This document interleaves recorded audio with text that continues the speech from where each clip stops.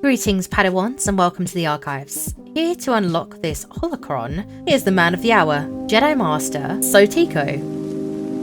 Also got to talk locations, you know, because if I'm getting stabbed right here, I'm wearing that shit, you know, I'm wearing it.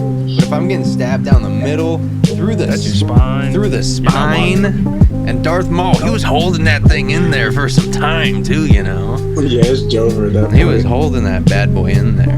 End of season 2, they're like, okay, you have to go to the mines and take a bath, and you know this is your quest for the future. Bring me back some bath water. Yeah. Some Bo-Katan bath water. Judah would be all over that. That is. And welcome. Wait, why is it just you and me on the screen? Oh shit, my bad. And welcome everybody. Season 3, episode 1 of the Archives podcast.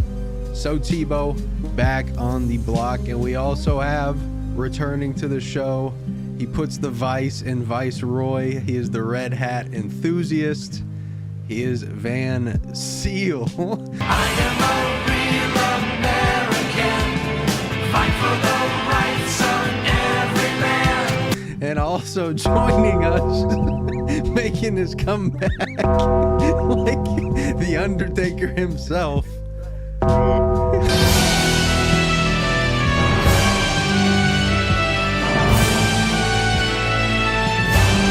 The greatest amateur chef in Alaska.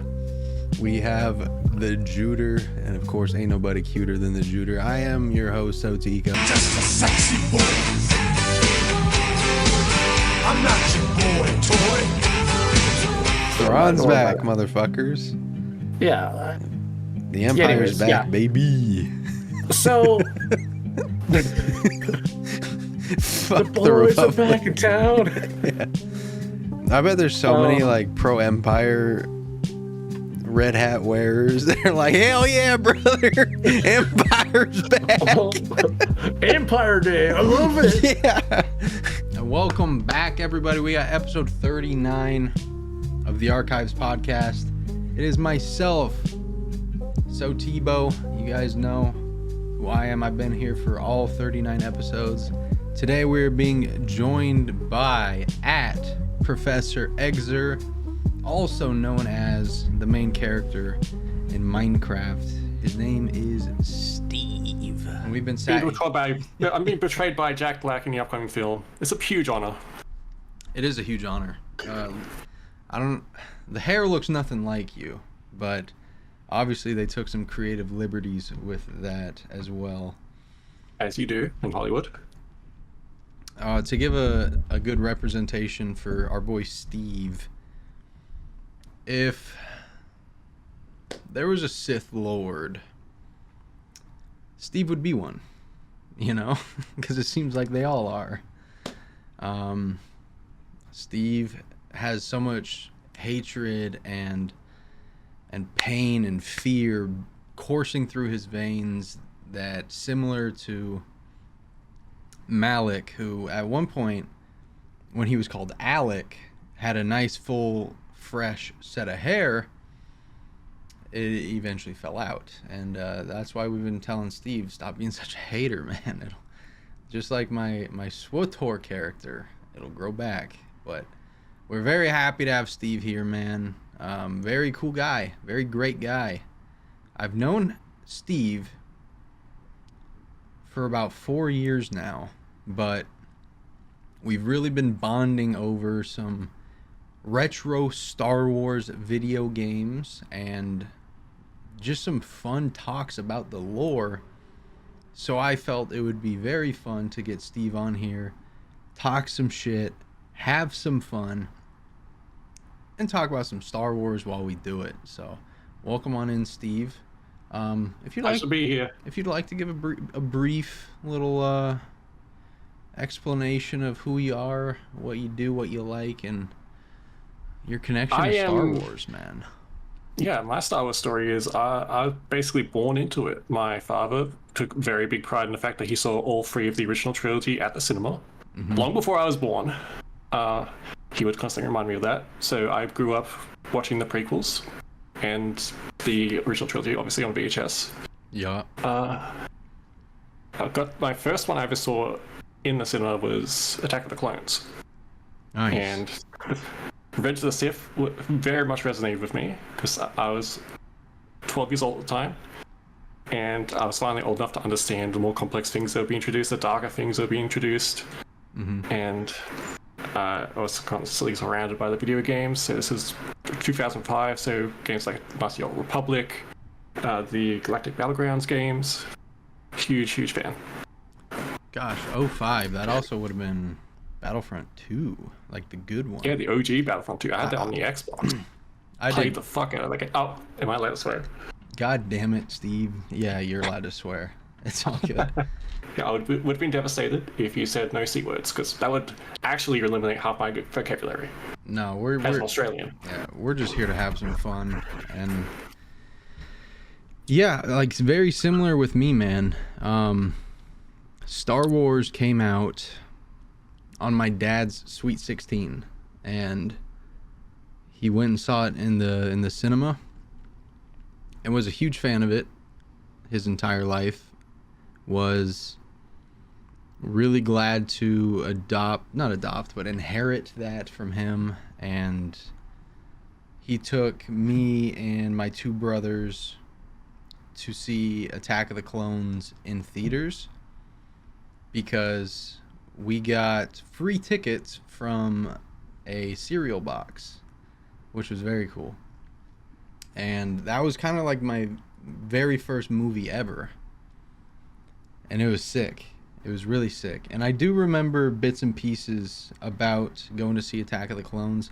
I remember that was my first time ever having Kentucky Fried Chicken. We went to KFC before. I thought you meant in the cinema. I was going to be like, they don't allow us to eat fast food in the cinema in Australia. No, not here either. But just like the whole day, I do remember because it was like my first time going to see a movie.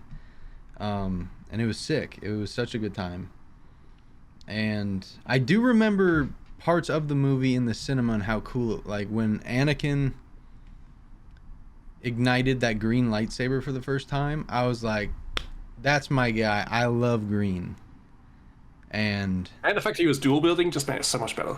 I know, all of that was so sick.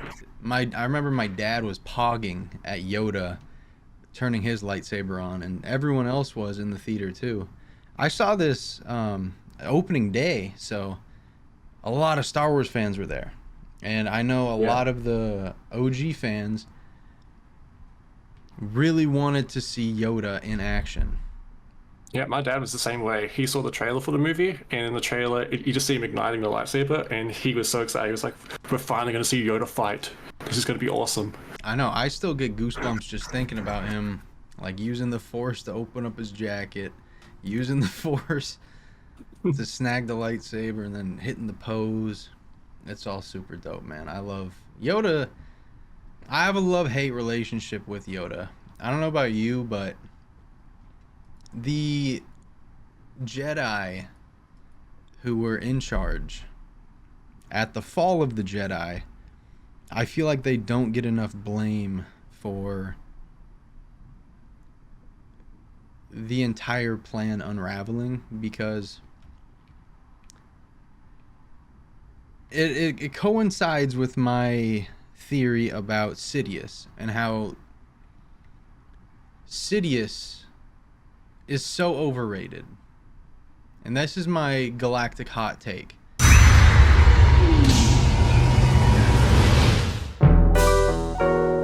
Hot air, so hot in here.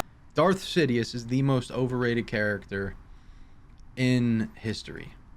Granted, yes, he's a freak. He is a being composed entirely of hatred, but nothing that was enacted was his plan.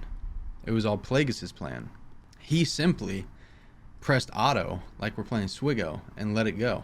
It boils me when I see people saying that, oh, Sidious had this amazing plan to root out and destroy the Jedi from within, when in reality it was Plagueis' plan. And we're talking a decades long plan as well. Like, it took from initiating Palpatine to the downfall of the Republic, we're talking multiple decades, like at least 30 years, 20 of which Plagueis was around and kicking, doing his things as Higo Damask of Damask Holdings. I don't know if you've read Plagueis, but hands down one of my favorite books of all time. And I've read it, I've listened to the audiobook. The audiobook is so good, and I think Star Wars audiobooks are literally keeping me a fan, genuinely, because I so enjoy just being able to sit down and listen to a brand new story from the galaxy far, far away. And it's helped me develop my love for the fandom even more. It's helped me get inspired to write my own book, but it's also helped me really have a grasp on hating this motherfucker Yoda. Because if Yoda and Mace Windu are just normal guys, everything turns out fine. But they're scumbags. They're douchebags. They treat Anakin like shit. They treat the entirety of the Jedi Order like shit. They give preferential treatments to their favorites. And it really irked me, you know, having the hindsight. Of course, hindsight's 20/20. But when you sit down and you look at things, you can't put the blame anywhere beyond Yoda for all this stuff happening. You know what I mean? How do you feel about our boy Yoda? I completely agree. Like, I also don't understand how, as soon as Palpatine was put into a position of power, all the Jedi Masters suddenly got these bad vibes, and they couldn't quite pinpoint where they were getting it from. I know. You'd think that all these Jedi Masters who were at the top of their game were just completely oblivious to all the dark side goings on that were happening behind the scenes. I know, which is nuts because I just played KOTOR. Within KOTOR, within multiple examples of Star Wars, even with Yoda himself, when he's talking to Luke on Dagobah about the cave, and he's saying the dark side is very strong in that cave. You're telling me that you can sense a cave, but you can't sense a human being? Like, I'm sorry. In many cases, it's literally right in front of you. Quite literally. And I love how well George kind of put that at the start of Attack of the Clones. They try and assassinate Padme. Padme then comes to the Chancellor and the Jedi to petition, hey, we need to arrest Count Dooku. He's obviously to do with this. And the Jedi can't even see Count Dooku. He's a former Jedi. He would never. Exactly. And I think that the Jedi, they probably knew that Dooku was a bad apple. But here's this fucking guy who's going around saying, oh, I hate the Senate. I hate the system. I hate the Republic. He didn't hate the Republic. He hated the fickle people because they were trying to have their cake and eat it too. And when it came down to brass tacks, he gave systems choices. Hey, come with the Confederacy. Come with the Confederacy and become a separatists, or we're going to wage war against your system. It's that simple, and we're only doing it because, like the Nexus, you're either Nexus or against us. And that was Dooku's entire punchline. And he was really instilling very early Imperial regimen with, we're going to dominate by fear. We're going to rule by fear. We're going to let the local leaders do their thing, but they're going to answer to us. And that is, again, not Palpatine's idea. That was Dooku's idea to rule like that. Because Dooku hated how every system kind of had to bow down to the Senate. regardless if they wanted to vote it or not, the Senate was corrupt. The Senate was corrupt, and senators were going to do whatever was going to line their pockets. That's why you see in Clone Wars, you will go to a planet and you'll see how ravaged it is. You'll see how poor and lowly that the citizens of the planet are. And more often than not, they'll pan to Coruscant with like Padme or the Jedi or with Palpatine. And they're talking to a senator that's from that same planet who's dressed to the nine, sipping good drinks, eating caviar, living the lavish life. And it just goes to show exactly why it was so easy for some of these planets and systems to jump ship to the Confederacy. Because it's like, hey, look at this scumbag in the Senate that you guys voted in, mind you. He's not doing anything to help you, but look at him. Look how well his life has changed. The Republic doesn't care about you, they care about the rich. And that was such an easy thing for Dooku to do. Sidious saw how well it worked that he was like, oh shit, okay. So all we really need to do is rule by fear. All we really need to do is get everybody under our control. What is the one way that we can get everybody under our control? How about a planet killer? How about a super weapon? And I love Attack of the Clones, and I think Attack of the Clones is the most important movie. It's criminally underrated. It is criminally underrated because its literal significance, not just in universe, but even out of universe. Star Wars #1, A New Hope, was brilliant. It was groundbreaking. It changed the game. Empire Strikes Back came in, did things that they couldn't have done in A New Hope, told an even better story, continued the story, and produced a banger. They did the exact same thing with Return of the Jedi. Produced a banger, did things that couldn't be done, and did things better. Star Wars Episode 1, A Phantom Menace, was going to do great no matter what.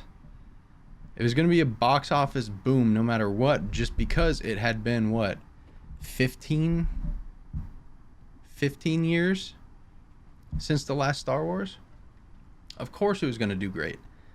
16 years even. Christ almighty. So when Episode 2 comes out, after the reception that Episode 1 had, it had a lot of weight on its shoulders. You know who else had a lot of weight on its shoulders in Episode 2? Anakin frickin' Skywalker.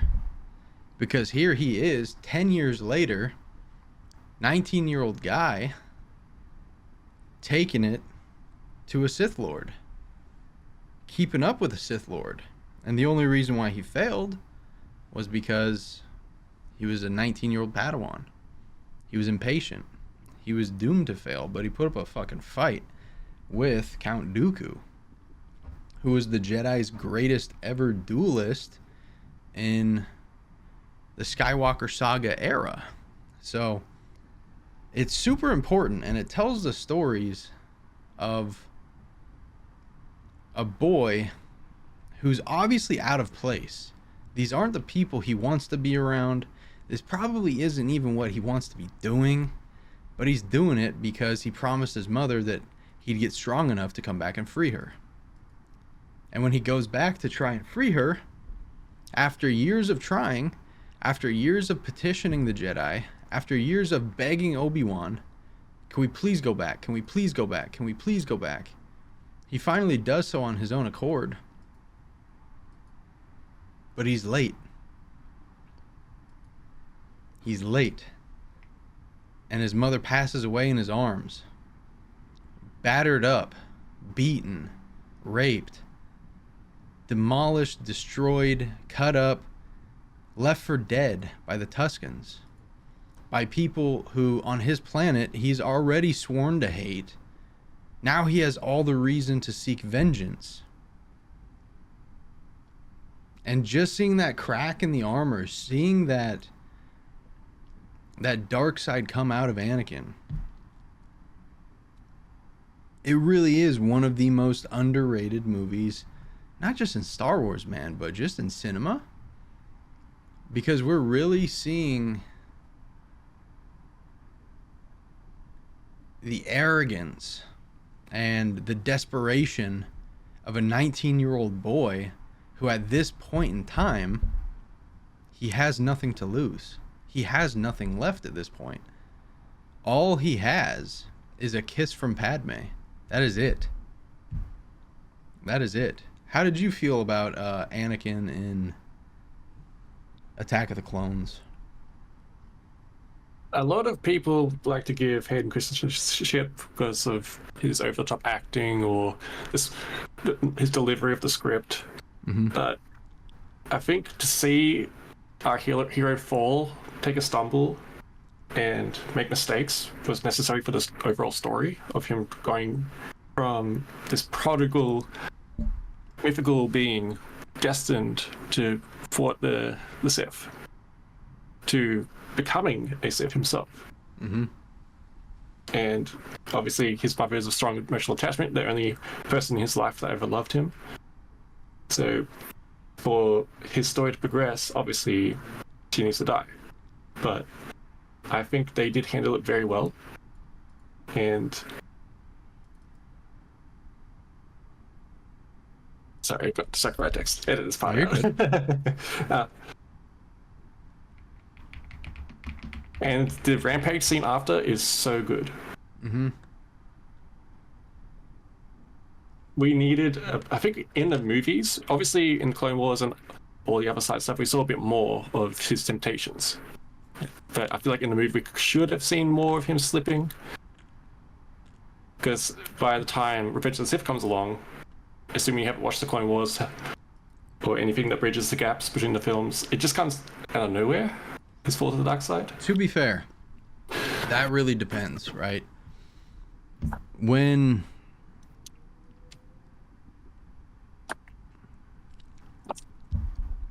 the movie kicks off, he's perspirating. He's breathing very heavy. And he's very nervous because he's about to see Padme. You know, this is a attachment. He has been attached to Padme for 10 years. Hasn't seen her in 10 years. This is all that's been on his mind for the past 10 years. And he's finally about to see her. And when he does, he acts very un-Jedi-ly. You know, he speaks out of turn in front of Obi-Wan and gets put in his place. He's very aggressive with how they're dealing with Zam Wesell, you know? When he's like, tell us now! He's very aggressive with it. And even as fast forward as, you know, having dreams about his mother, telling Obi-Wan about them, he's very reserved about it because he's unable to let go, and he's emitting fear. And it really is a, you know, fear leads to anger, anger leads to hate, hate leads to suffering.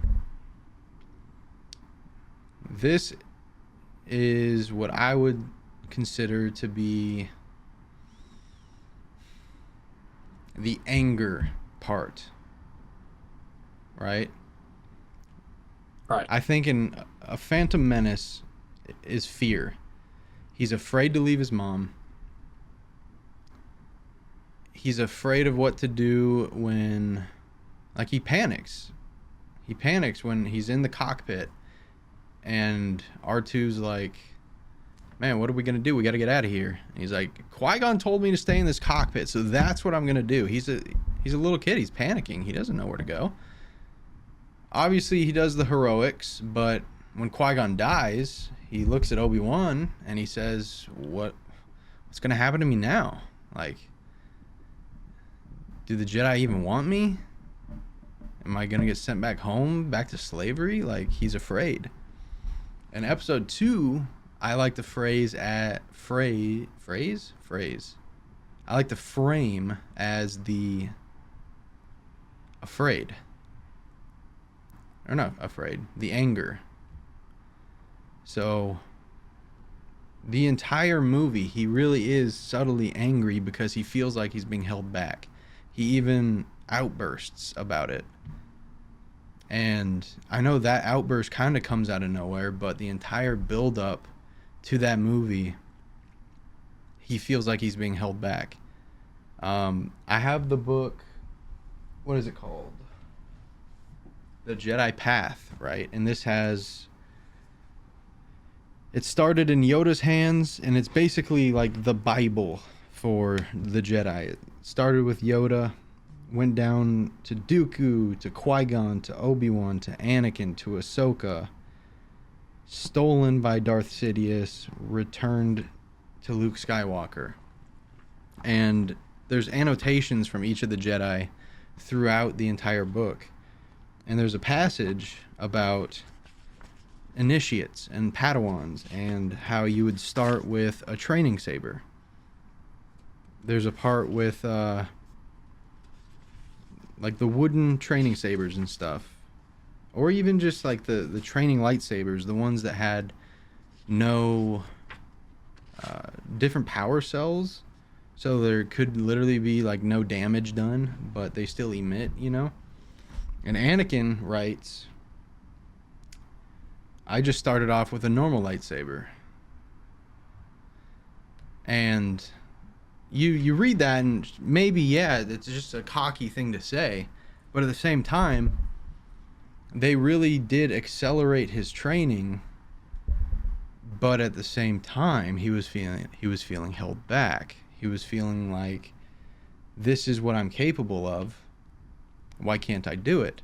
And I like that they got to mention Anakin felt like he was being held back, because when it came time for Revenge of the Sith, where he goes from fear to anger, anger to hate, at this point in time, he is filled with hatred.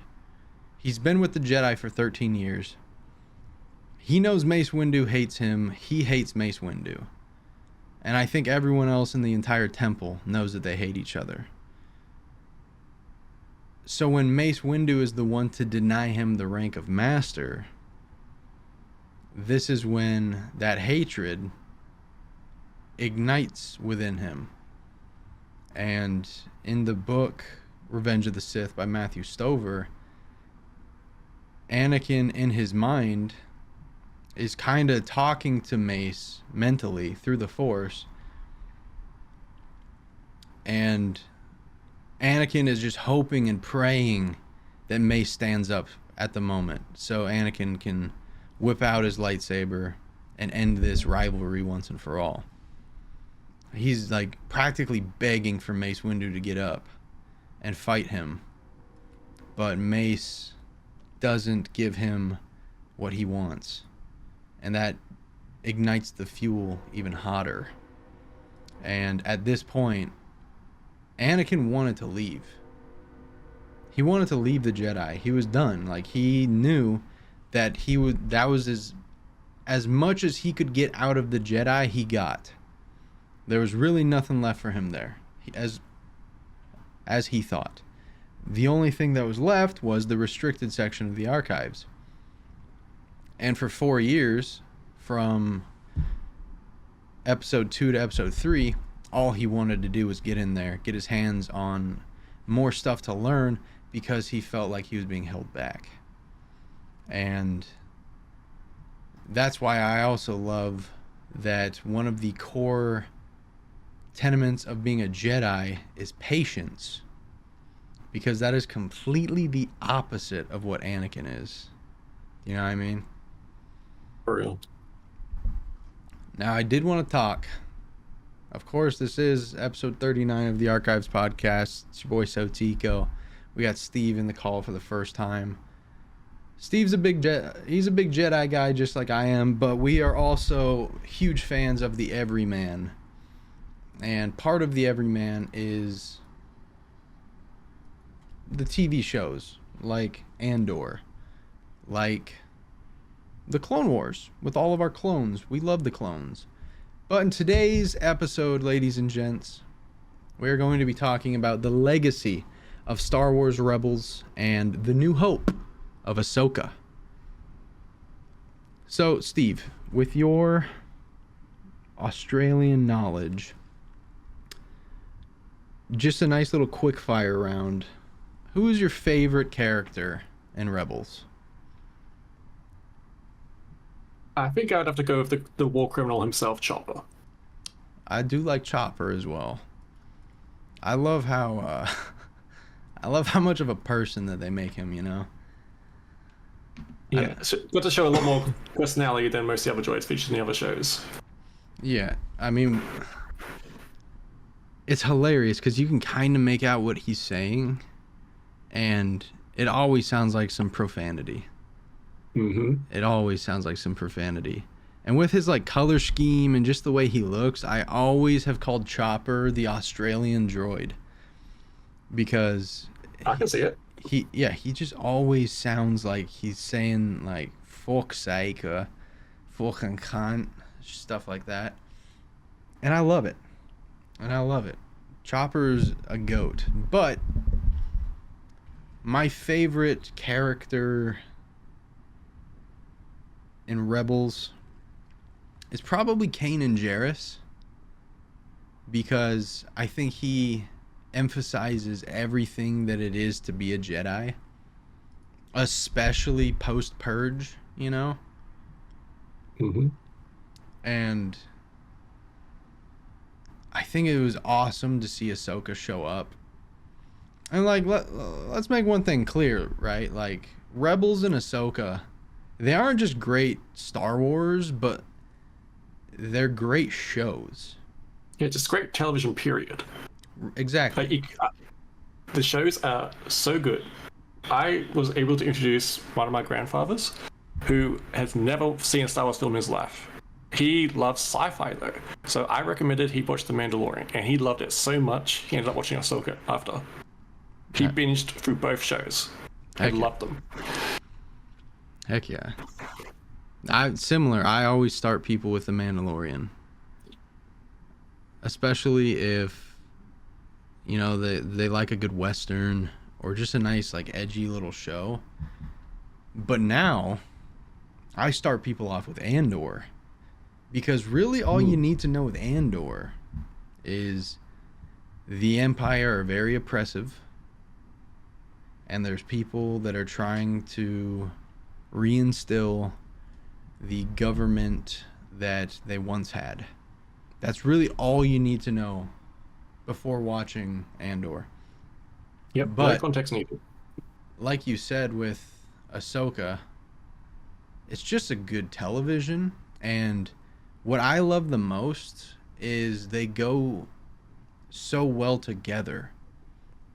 And both series do deliver something unique to Star Wars. Rebels kind of gave us the heart and the backbone and the just overall front end of the rebellion, especially through the early days, and we got to see it through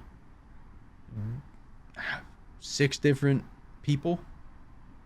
Got to see it through Hera, who went through the shit on Ryloth. You got to see it through Kanan, who went through the shit with Order 66. You got to see it through Garazeb Aurelios, who went through a damn near species extinction at the hands of the Empire. You see it through my girl, Sabine Wren, who similarly almost went through a race extinction with the Mandalorians. And then you see it with Ezra Bridger, who's just a kid, but has gone to shit because the Empire killed his family. And I love how it shows and it signifies how it doesn't matter where you come from, but if you're fighting the fight, if you're fighting the good fight, and if you're fighting the real fight, it doesn't matter who looks like what color their skin is, what language they speak. But if you're willing to do the work and put in your part, then we can coexist no matter what. And that's what I loved most about Rebels, is that half of the crew, half of the 6, because I'm going to throw Chopper in there too, they weren't human. They weren't human. And I've always been wanting a Darth Plagueis television show. But everyone has always said an alien can't be the star of a Star Wars show. Well, out comes Ahsoka. Completely demolishes that narrative. Completely demolished the narrative. And, like, I know that there's a huge portion of the Star Wars fandom that loves to talk about sex and race and gender and all these things that keep us apart.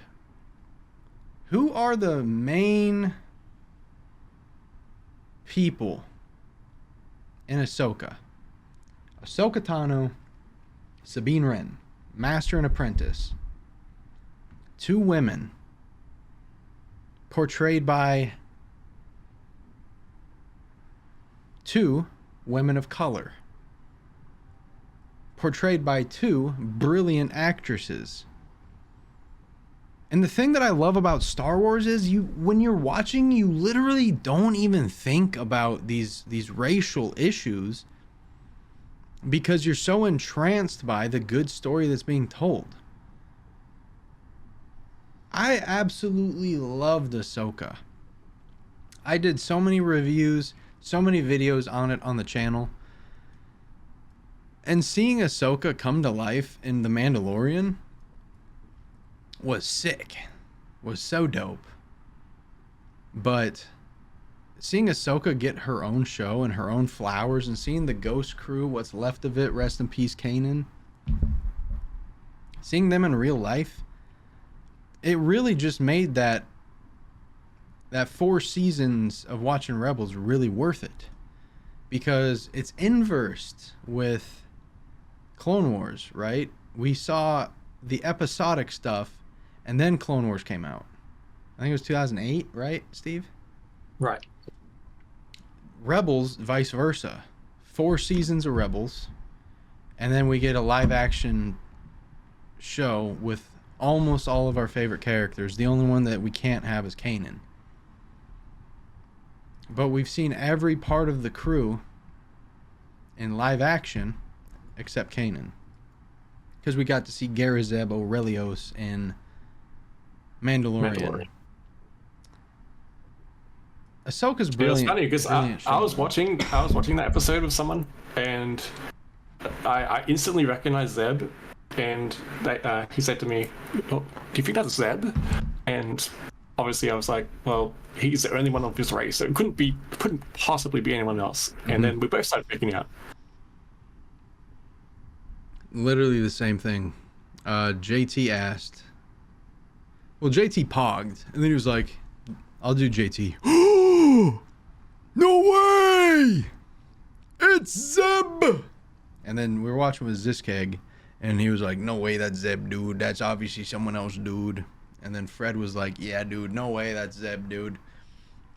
But I knew it was because there's only like 4 or 5 of his race left, and we've met all of them. How many of them are going to be wearing a New Republic flight suit, you know? So that was sick. And then when they confirmed it, I was like, hell yeah. Hell yeah. Because he looked great. Yeah, it would also be pretty evil if they had a cameo of his race and it wasn't Zeb. I know. And he looked fantastic, CGI-wise. Man, I just wish that The Mandalorian was a little bit better in Season 3. Bringing back Grogu was the wrong thing to do. IMO. And they did my boy Moff Gideon so dirty at the end there. But hey, But that's a topic for another day. all of this is leading to the Heir to the Empire movie, which is going to feature Grand Admiral Thrawn, or will he be known as Emperor Thrawn, versus Jedi Grand Master Luke Skywalker. I cannot wait for this, dude. Like, we have Ahsoka Season 2, The Mandalorian movie, I think Mandalorian Season 4, and then the big movie, the big Mandalorian Cinematic Universe movie. That's going to be so tight. Are you excited for this? And like, what are your expectations for Thrawn? I think 2026 is going to be a huge year for movies, not just for Star Wars. There's so many big releases in 2026. Mm-hmm. Mandalorian Grogu, obviously top of my list. I'm very excited. My expectations of Thrawn are, I have not seen, I have not read the Thrawn books. Yeah, So all my experiences come straight from Rebels. Yeah, just for context, guys, I have read Heir to the Empire, just the first book, and then I'm starting Ascendancy. I haven't read... I have the books, but I just haven't read them. What is it? Dark Disciple, and The Last Command. I've not read those yet. I've also not read the canon Thrawn trilogy, I guess, the canon Thrawn trilogy. But, yeah, what are your expectations for Thrawn on the screen? Because we have only seen him in Rebels and now Ahsoka. Obviously, he's being set up as this next big bad villain. We've seen it with Palpatine. We've seen it in Rebels as Vader. We've seen it in Ahsoka with Kylo Ren. And now we've got the next bad guy. And this is, as you said before, this is years in the making. If you followed all the way back to the Clone Wars, into Rebels, into the Mandalorian and Ahsoka, this is going to be something that we've lacked for a long time. This is going to be our Thanos. The Star Wars equivalent of Thanos. You think so? I think so. I think this is going to be as close to a Star Wars cultural event as we're going to get. And I'm all for it. Because after the dismal performance and reaction of the Rey trilogy, Yeah. we definitely need something to eclipse that. And I think a movie at Thrawn would be just the thing to do that. This has been set up for so long. I've got so many franchises, so many shows, books, you name it. No, I think you nailed it on the head, man. Like, I think that this really is going to be not just like the next big thing, but I think this is leading towards, holy crap, like, we're going to war here, chat. We're going to war here.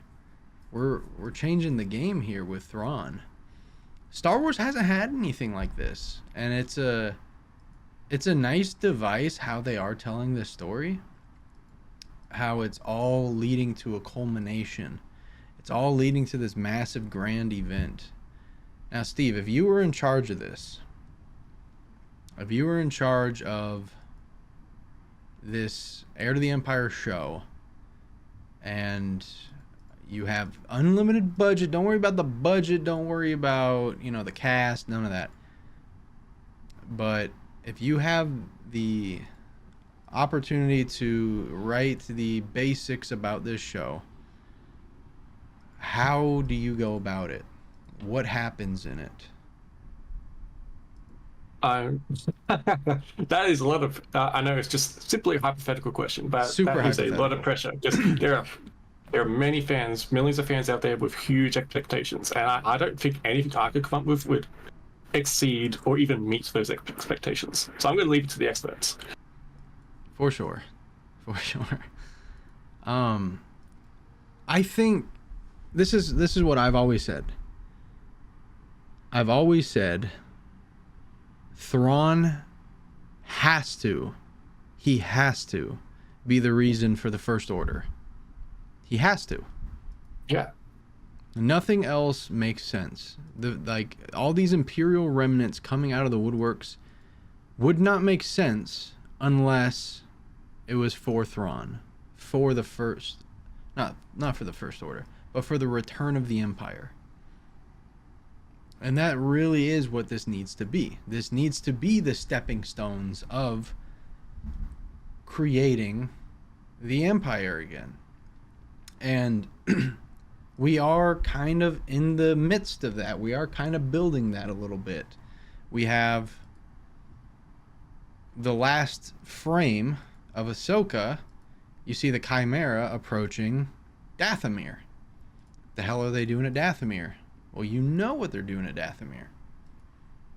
You know what they're doing at Dathomir. They're there to specifically go get some witches cooking and go whip some ass.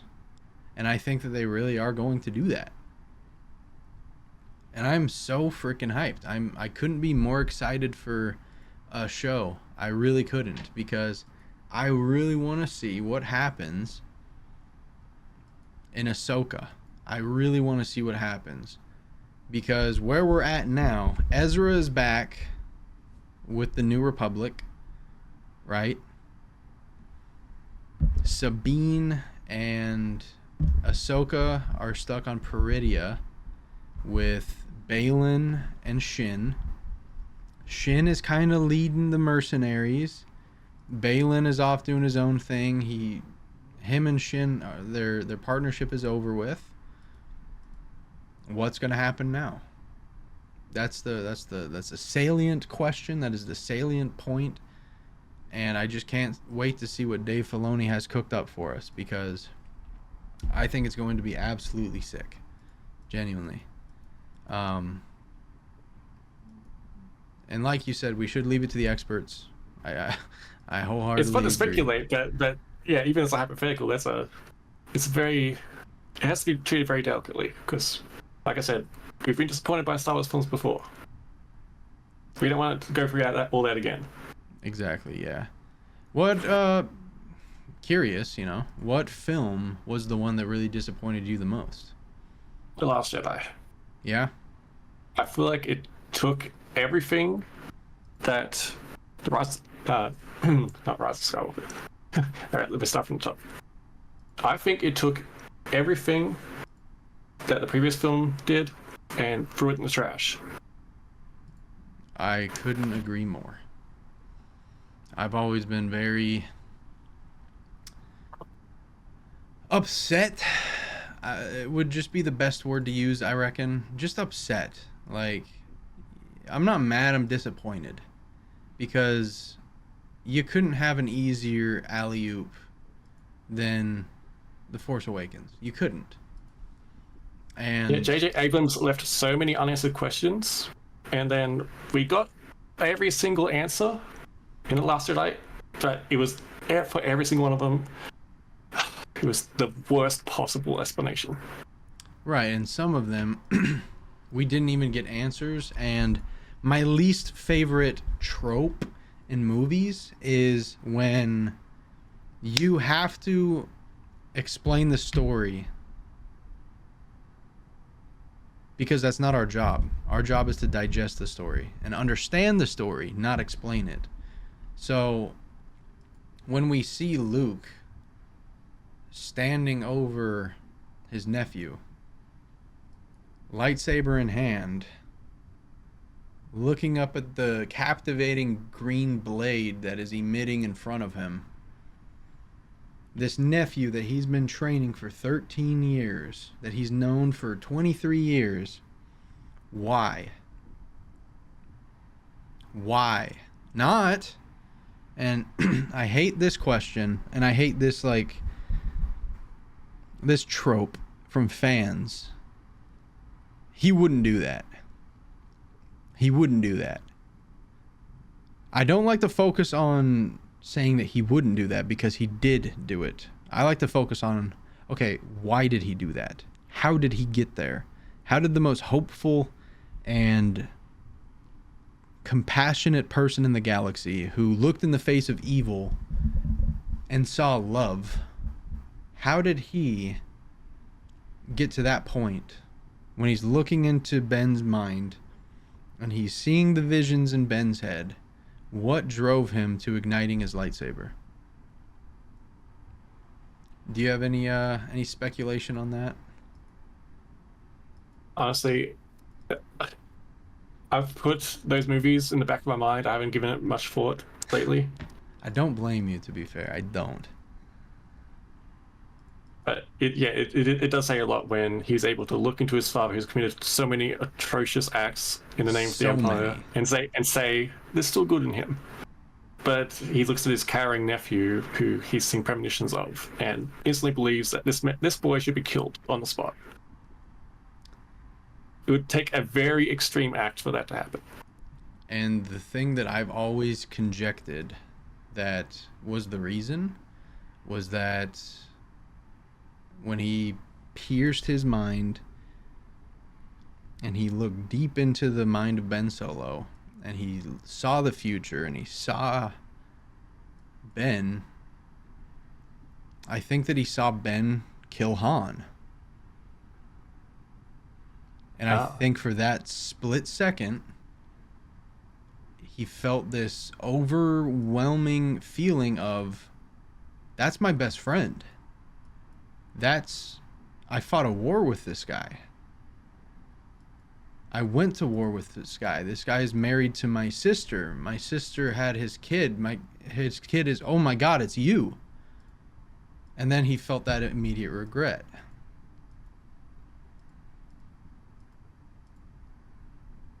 So when I'm sitting in the theater, I'm like, holy shit. He saw what we all saw. He saw him kill Han. He saw him kill his father. And he felt like he had to stop it. But that split second of doubt was all that it took for Ben to turn. Mm-hmm.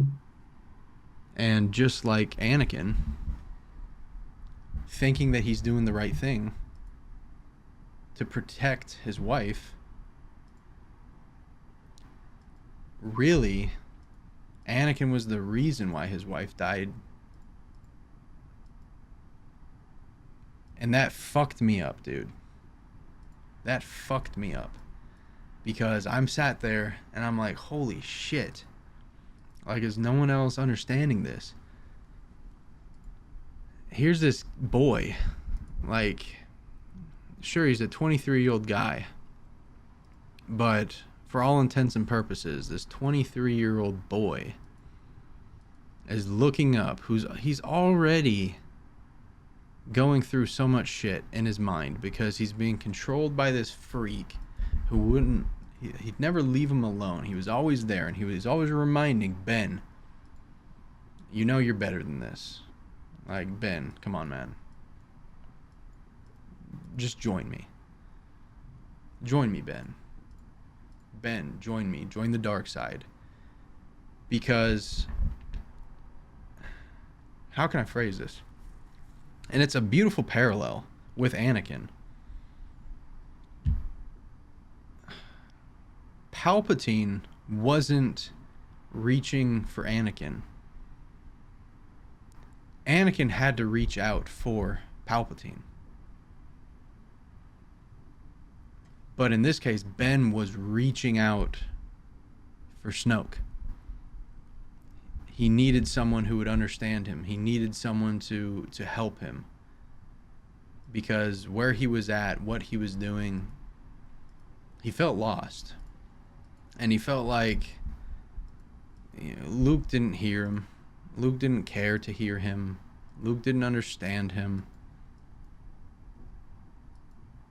He was super powerful, but at the same time, he didn't really even care. Because Ben, apart from like the childhood dream, Ben really didn't give a shit about being a Jedi. he wanted to be like his grandfather. That was his dream. But when he learned that his grandfather is this monstrosity, when he learned that his family had been lying to him about his grandfather, maybe not lying, but withholding the truth, it really got to him. And it really hit him in his craw. And he sat there and he's thinking like, fuck, what else are they lying to me about? What else haven't they told me? What else is Luke withholding from me? And all it takes is that one lie, that one moment, and all that doubt's gonna creep in.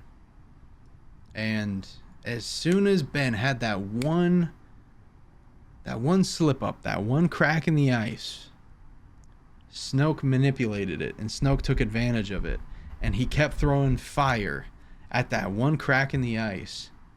And he's telling him, you know this is bullshit. You know your family's not telling you the truth. Your parents divorced because of you, Ben. Yeah, your dad wanted nothing to do with you. He dropped you off and you never saw him again.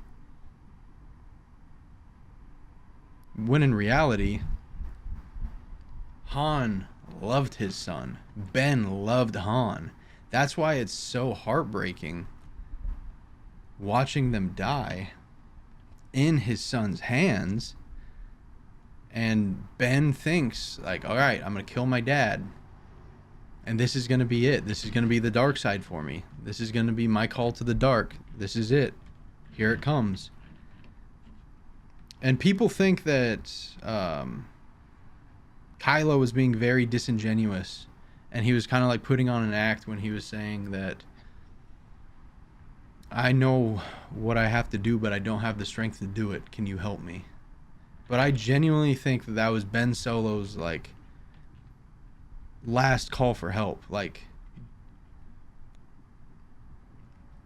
but on the flip side, I also can see that as Kylo Ren being like, Dad, please just tell me you fucking hate me. Make this easy for me. Tell me I'm a bastard. Yeah. You know, tell me I'm an asshole so I could just kill you and get it over with. But when Han responds with love, Ben's more upset that Snoke was lying to him than Han. So he kills his father out of hatred to Snoke, not his father. To prove it to Snoke that I'm not as weak as you think that I am. So yeah, like Han had to die. But I'm getting deja vu here. yeah, it's crazy. So we got massively off track, and I don't want you to go into this for too long because you literally just did an episode talking about Ben Solo. So, dude, I don't care. Let's have fun, you know. Let's have fun. But essentially, to wrap that up, I loved how well that JJ set up Kylo being such a polar mirror to Anakin. Mm-hmm. The reasons for their fall was the exact opposite of each other, but just like the opposite inverse. It was the same thing, but just different meanings. Because Anakin, slave, is in love. All he wants is a family. Ben, rich kid, has never known want. All he wants is freedom. And they're both just clawing and scratching for it. And eventually they realize, fuck, I fucked up. But it's at that moment with their redemptions that they realize it and they understand. The only difference is we got to see Ben in action when he's redeemed. And you can see just how much of a badass he would have been as a Jedi. If Ben Solo's a Jedi, genuinely, I don't think any threat comes to the galaxy. Genuinely. I don't think that there's a more powerful Jedi than Ben Solo. If he's just a Jedi, but that's just a what if for another day, you know? That's just a what if for another day. And it's sad. And the thing I love about Star Wars so much is that the story is done and you can't change it. And that's why I don't watch episode 3, because the entire time I'm watching Anakin on Mustafar, I'm like, Anakin, please, just see the light of day, man. Listen to Obi-Wan. Listen to your wife, dude. Which brings me to my question for you, Steve, as a big fan of KOTOR. Let's hear it. This question actually comes in from our listener, Elliot. Shout out to Elliot. I did have one thing I wanted to ask you in regards to the previous topic. Yeah, for sure. Since we were talking about the sequel trilogy, and it stemmed from speculation about where the Thrawn movie is going to, where that's going to go and what direction that's going to go in. Do you think it would be too fan servicey if we saw Thrawn visit Exegol?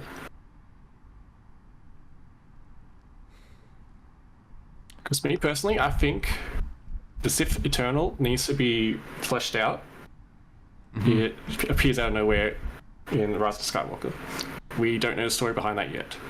And I think it would fit in nicely with The Rise of Thrawn and having this uncharted planet where the Sith are secretly rising, the Empire is secretly rising, and has this entire army that just comes out of the blue with plans to take over the entire galaxy. Do you think that would fit in? My first thought was, I really just want Thrawn to do his own thing. Right? I just want them, and maybe the Sith Eternal's behind all of this. Maybe he's sending Thrawn as a warning shot, saying, hey, we're coming. Because if Thrawn's really only going to use the Night Sisters magic and shit, the Republic has an example of how to deal with that with Grievous and the Separatists. They have examples of how to defeat it. But perhaps that the Sith Eternal can use that as a warning shot and as a claim, hey, everyone out there, if you really are behind the Empire, come here and gather our forces. And I think it has to point to the First Order, right? It has to. Right. That, right, I think, is the first domino. Would I like to see Thrawn go to Exegol? Would it be fan servicey? I don't think it would be fan servicey. Quite the opposite. I think it would be very understandable for the story. I think that would be the opposite of fan servicey. I think people wouldn't want to see that. I don't think people want to see Palpatine in this part right here. You know what I mean? I feel like with the sequel trilogy, two people get blamed more than anybody. And it's Rey just for being Rey and Palpatine for returning. Somehow. Right. And I love how they kind of drop hints here and there. You know, Bad Batch Season 3 was all about Mount Tantus, and which is the place where they do cloning for the Empire. And trying to figure out how, okay, we need Force-sensitive beings so that we can essence transfer. But no one is allowed to know about it. No one's allowed to talk about it, which I love, because it's kind of like a Rubik's Cube where the answer is there, but you have to figure it out yourself, you know? Would I like to see Thrawn go to Exegol? It's tricky if I would want to, but I would understand why he would need to, you know? Because this, at the end of the day, it's not actually his empire, is it? The First Order's not his. He can be the face of it. He can be the general threat, but Luke went to Exegol. Luke followed this Sith relic around the galaxy. This Force adept woman would wear this mask of an ancient Sith Lord, and the ancient Sith Lord was living in the mask, then living through the Force adept, and it was something like Luke had never seen. You know, it was something like Luke had never seen, and Luke would meditate, and in his meditations he would show up on Exegol, and this Force being would always be like an arm's length away from him, but he just couldn't catch up to it, couldn't catch up to it. And he kept getting bogged down with these Force premonitions, and like it was kind of like the Hounds of Justice. It was like the Shield. No matter where he turned, there was one there, just ready to attack him and ready to engulf him in the dark side. And out of nowhere, Anakin Skywalker's Force ghost shows up and slaughters all of them to save his son once more. And Luke is like, holy shit, like, I never want to go back to that place again. It was so dark, and it drove Luke to try and learn about it. And that's where it connects to in the Rise of Skywalker. Yeah, where they're talking about the sacred Jedi texts and Exegol, and like, oh, Master Skywalker was on the trace, but he never could find it. Would I like Thrawn to go there? I think so, man. You know, all that equipment had to have gotten there somehow. With Mount Tantus being destroyed and all that, I think all that equipment's got to get there. And vice versa. Do we see Snoke, Steve? Do you think we see Snoke in any of this? Purely from a storytelling perspective, I think so. Because much like the Sith Eternal itself, he doesn't have much backstory behind him, at least from what we've seen so far. So it would be nice to see him fleshed out. The only thing that we know about Snoke is that Luke was responsible for disfiguring him. Mm-hmm. So, dude, if we could see that, if we could see, like, Snoke and Thrawn being in charge, Snoke amassing the First Order, I'd love to see that. Hell yeah. Because it all has to make sense. We can't just wake up one day in Star Wars and all of a sudden the First Order's a thing. How did it happen? We can't just wake up one day and go to Exegol. These things have to be explained, you know? The only thing that I'm worried about is the Sith Wayfinders, you know, to get to Exegol. Mm-hmm. Because in that same book I was telling you about, this bounty hunter named Ochi of Bestoon, who killed Rey's parents, his entire mission was he wants to get to Exegol because he heard on Exegol is eternal life. That was the rumor. There was eternal life there, but it was Palpatine who had to live on life support because the cloning, like, they could clone his body, but after how many years, bodies do decay and fall apart. And that's why he was trying to find a new domain a la Rey, but it just didn't work out. But I'd love to see Thrawn. I'd love to see Thrawn go to Exegol. The one thing I do want to know, though, and I think I'll learn more about this as I read the Thrawn books, how subservient was he to the Emperor? what I've read so far, he understood rank, right? Right. And he's a big long live the Empire kind of guy. Just like your boy, Moff Gideon. So, and with his clones especially, man. His clones especially. Like, they're all dead now, but do you think that Moff Gideon is dead? Or do you think he's coming back? Well, the number one rule when it comes to deaths in cinema and television is if you don't see their body, assume they're still alive. Right. We've seen characters survive explosions before. It can happen again. Especially in Beskar armor. Exactly. Yeah, I can't wait, man. There's literally everything that's coming out. I can't wait. The only thing I'm not watching is Skeleton Crew because it's a kid's show. And I know that people are going to be really fucking weird about the kid's show. I mean, Rebels had that same vibe. Like, people saw it as just a children's show. But, I don't know. Maybe it'll have some depth to it. We won't know until it comes out. Yeah, we'll see. We'll see.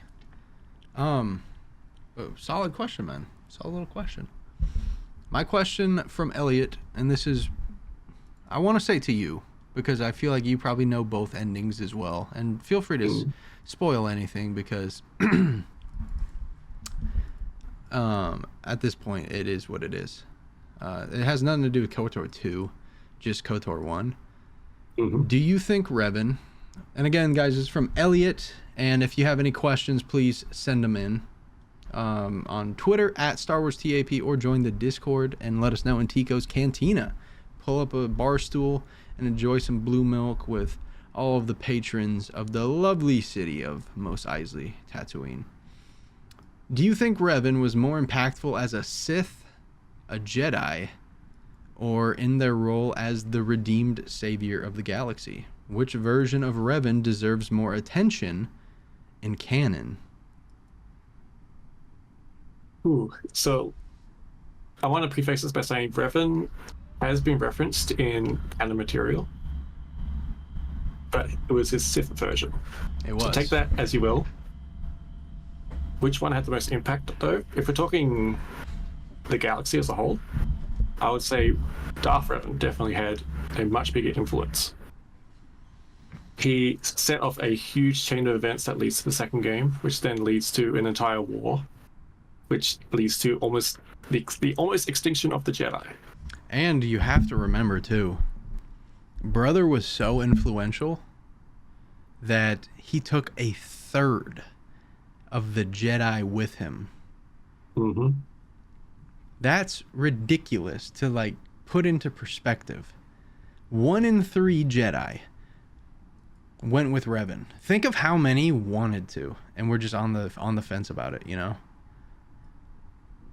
Think of just how many. The Clone Wars, but this is a much more extreme version of the events that led up to the Clone Wars. Right.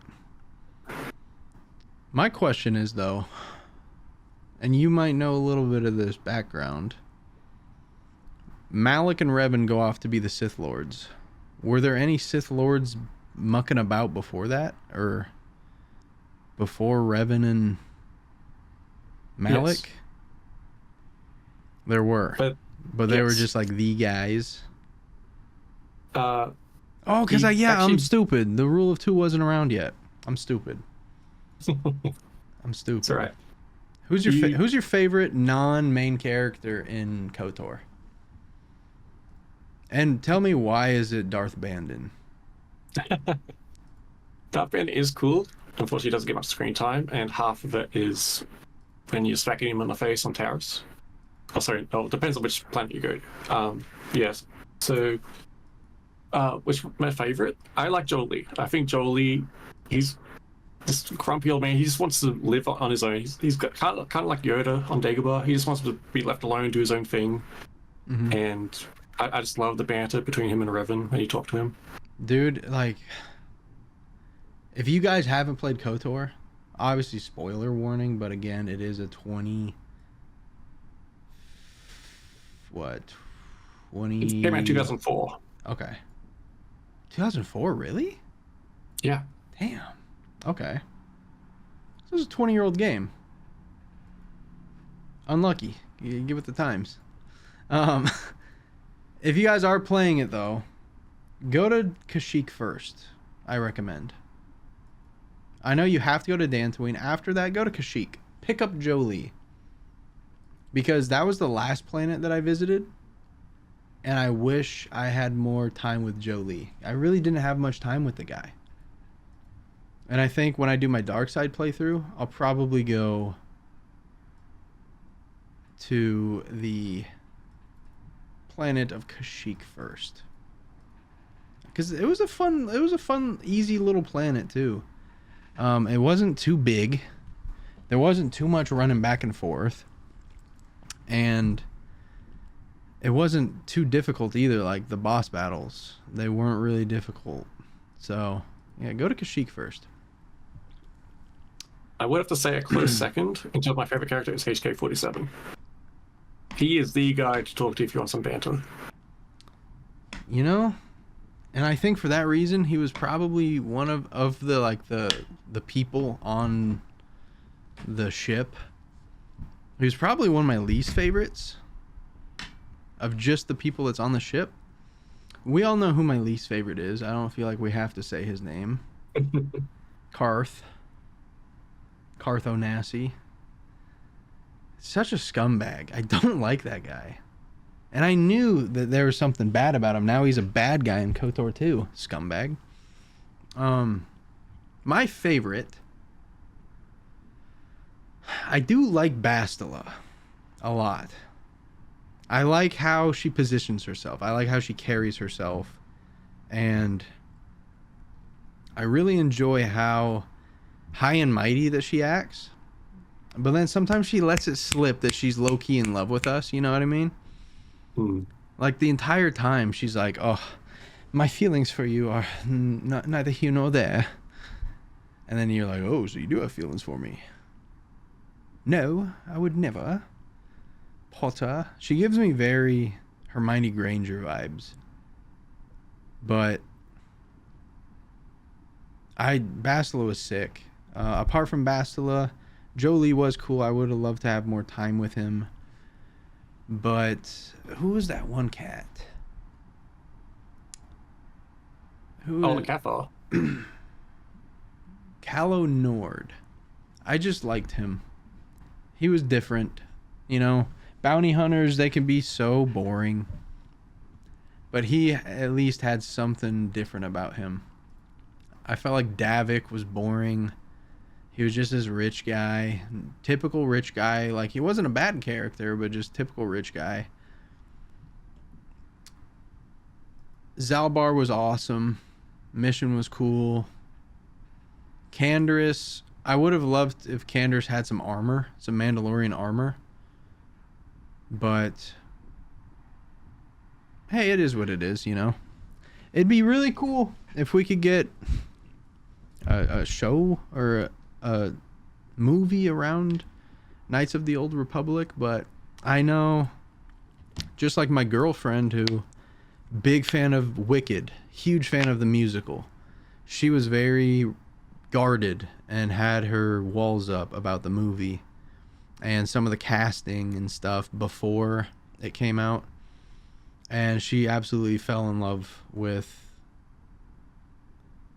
the entire show, the entire movie, the entire cast, and the performances and stuff along the build up and then after seeing the movie.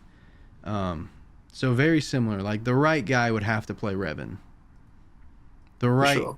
And like, I'll do it. Like, just give me a decent number and I'll do it. I know I could do a good Revan. My name is Trevin. Like, come on.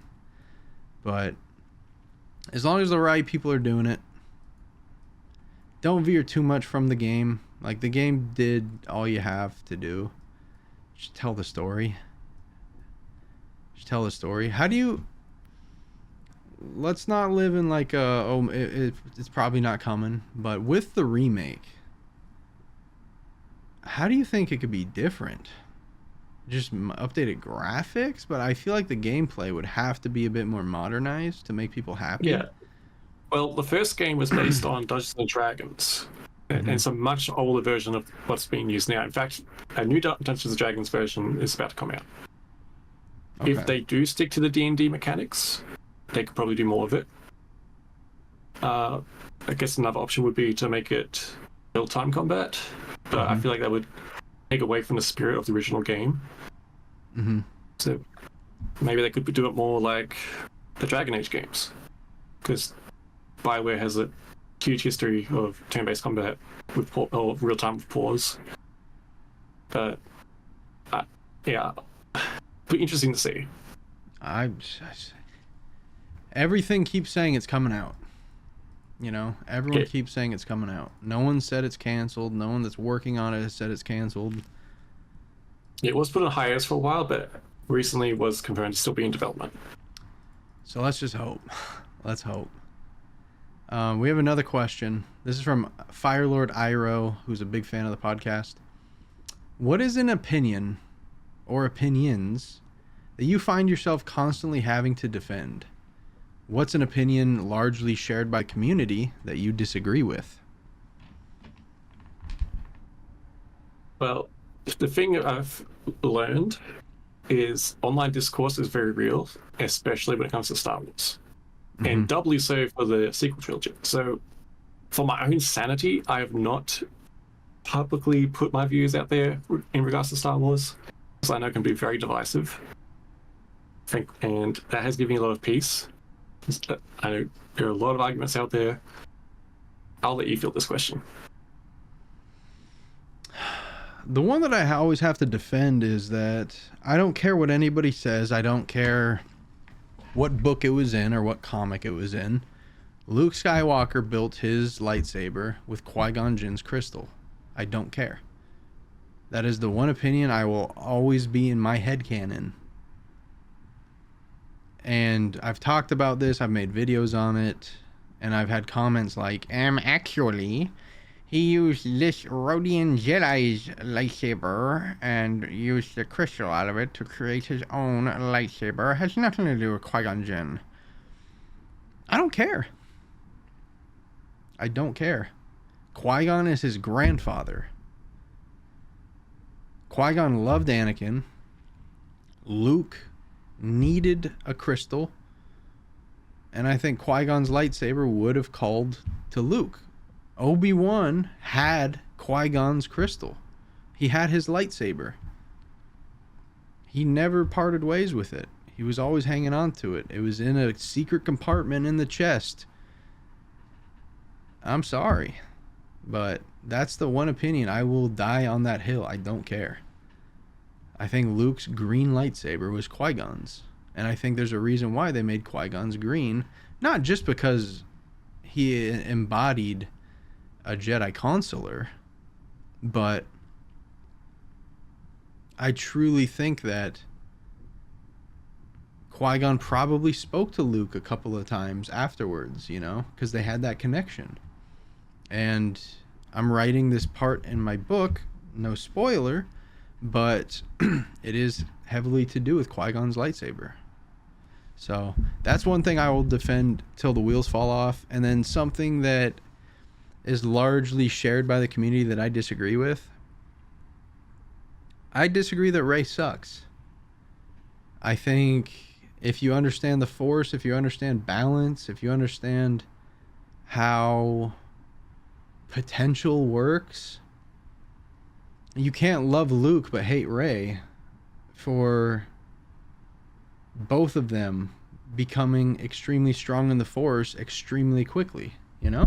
Yeah, let's look at this from a video game perspective. Let's say we're playing NBA 2K. You got two players. You got Rey and you got Luke.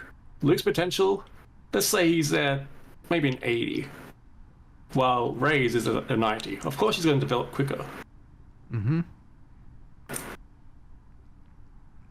Her ceiling is much higher, especially considering, even though it wasn't revealed at the time, but especially considering her lineage. Exactly. Now, I will say, I would love to sit down with what was his name? Wrote Lost, wrote episode 7. J.J. Abrams. I want to hook him up to a polygraph, and I just want to ask him questions. Where were you going with Rey?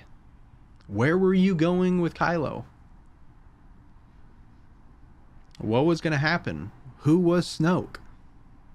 I want to know these things, because if we woke up tomorrow and episode 8 and 9 were erased from existence, even like pirated, complete Mandela effect, 8 and 9 never happened, and they announced that episode 8 was coming out in a few years, I would be so thrilled, you know? Kind of like that movie with about the Beatles never existing, but like 4 people remembered it. Mm-hmm. I would love for that to happen with episode 8 and 9. Like, what do you mean? Friggin', it's been 10 years since The Force Awakens came out. We're not getting any more movies on it? What the fuck are going on, man? That'd be so sick.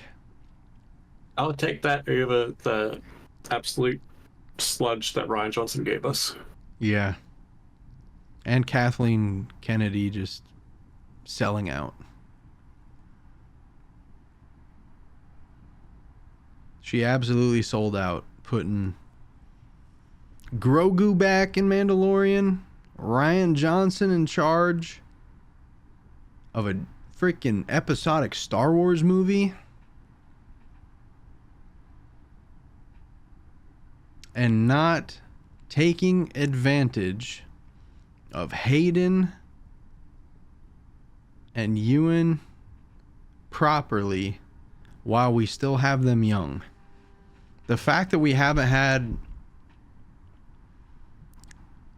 a freaking live action Clone Wars boggles my mind. It truly does. Just as much as we haven't had an animated rebellion show that happens between the episodes 4, 5, and then 5 and 6. Why have we not had a Clone Wars but for Luke and Leia and Han and Chewie? Obviously, there'd be a couple seasons without Han once he goes into Carbonite. But what happens between 4 and 5? There's so much that happens. What happens between 5 and 6? There's a whole book. Star Wars in the Shadows of Mintendor. It's metafiction. Do you know what that means? No. So it's like fiction inside of fiction. It is a book about stories, campfire stories, about Luke Skywalker between episodes 5 and 6. That sounds cool. It's very cool. Not all of them are true. Like, there are some that Luke was outside of a ship without a safety guard or anything, and he was cutting down TIE fighters as they flew by. Someone surviving the vacuum of space, that would never happen in Star Wars. Only if Ryan Johnson's in charge, right?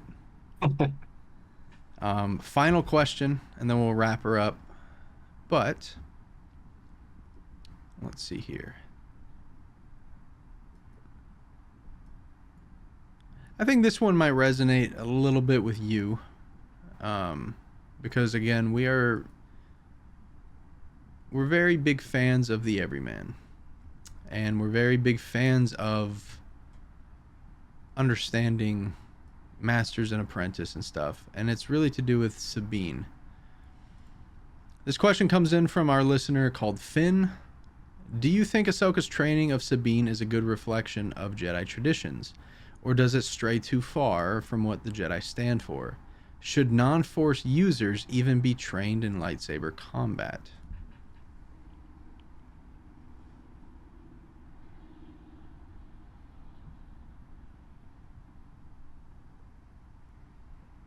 There's a lot to weigh here. This is. Because there are pros and cons to both approaches. I know, and I think that a lot of people had an issue with Sabine being a Jedi. The issue is, that's not how the Force works, guys. everyone, and Luke Skywalker says this at his academy to his students, not just in my book either, and canon source material. Everyone's door is open. Some people just start with their door open a little bit more. So everyone has the potential to use the Force. But like Steve said with the 2K example, some people could have a 90 potential. Some people could have a 60 potential. Some people could have a 25 potential or a 26 potential. But at the end of the day, no matter what you do have potential. And Sabine being trained as a Jedi, I think worked and did the job it was meant to do. Because it did show the right lessons and it did show the right tools. Like you can't do something if your mind's not in it. And for the first 7 episodes, Sabine's mind was not in it. But once Ezra came back, and once she saw that Ahsoka came back and she didn't kill Ahsoka, and she realized what the Force could do and how powerful that the Force could be, I think she realized, oh shit, like, she's right. I need to trust my master. I need to trust in the Force and let go. And once she did, she went from like a 30 to like a 50, you know? What do you think, Steve? How do you feel about it? Well, we've been told from the very beginning the Force is in everything. Mm-hmm. And as you said, some people are going to be more naturally talented than other people. It does open up the door to these people that aren't as in tune with the Force being able to bring out their inner potential, whether it's high or low rated. Mm-hmm. We've seen lightsabers in the hands of people that aren't trained in Jedi arts. Correct. So this is nothing new. I mean, the Inquisitors exist. Right, and you also have to remember that she had history of wielding the Darksaber for a time. Yeah. So there is that natural, like... The Darksaber is a kyber crystal at the end of the day. Or it's a form of a crystal. And that crystal has to bond with the rightful owner. Or you get a situation like in Book of Boba Fett, where Mando physically can't pick it up. Yep. So the connections are there, and like you said, the Force is everywhere. I think, like I always said, this is only the first part of a trilogy at the end of the day. Ahsoka Season 1, Ahsoka Season 2, Heir to the Empire movie. You know, but we're also going to get a lot more stuff filling in those gaps, like Mandalorian Grogu, Mandalorian Season 4. Hopefully some Cal Kestis stuff in live action would be so sick. And I think next episode we'll probably dive into some more video game stuff, because next episode is the 40th edition of the Archives podcast, and we will talk a bit more about the Cal Kestis, about the Obi-Wan Kenobi, and maybe even about everyone's favorite Andor. But it was a lovely time talking Star Wars with you, Steve. I appreciate you for coming on in such short notice. Is there anything else that you wanted to say as we wrap it up? Yeah, it's been a pleasure. I had a lot of fun, and I definitely look forward to being on again as a guest. Oh, hell yeah. We love hearing that too. So for our closing thoughts and our final thought in this Holocron Insight, you know, Rebels was about family. Ahsoka was all about legacy. And Together, these stories remind us that Star Wars isn't just about lightsabers and space battles. It's about hope. It's about connection. And it's about finding your place in a galaxy far, far away. Thank you to listening to the Archives podcast. And as always, take care, spike your hair, woo woo woo.